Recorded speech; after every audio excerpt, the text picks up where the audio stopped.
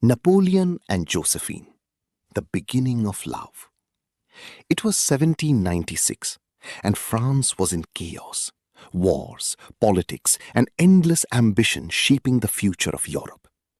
In the middle of all this rising power stood a young and brilliant general, Napoleon Bonaparte.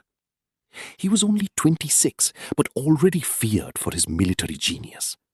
Cold in war, calculated in strategy, almost unstoppable. But in matters of the heart, he was completely different. During this time in Paris, Napoleon met a woman who would change his life forever. Joséphine the Beauharnais. She was older than him, a widow and a mother of 2 children.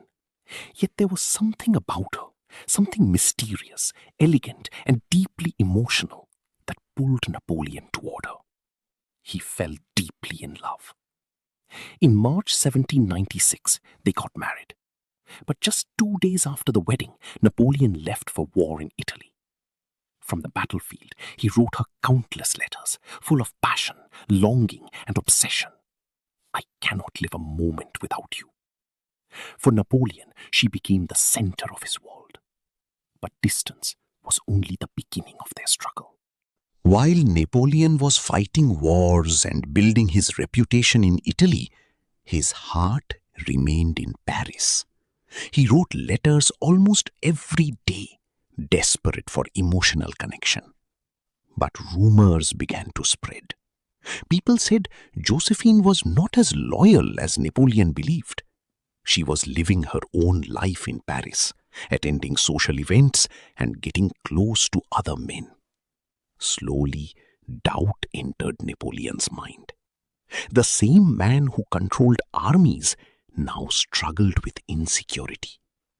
But he never stopped loving her. In fact, his love turned into obsession. Even as victories made him more powerful, emotionally he was falling apart. Meanwhile, Europe was beginning to fear him. Napoleon was no longer just a general. He was becoming unstoppable. But behind his success, there was one weakness he could never defeat: Josephine. By 1804, Napoleon had reached the peak of power. He declared himself Emperor of France, and Josephine became Empress beside him.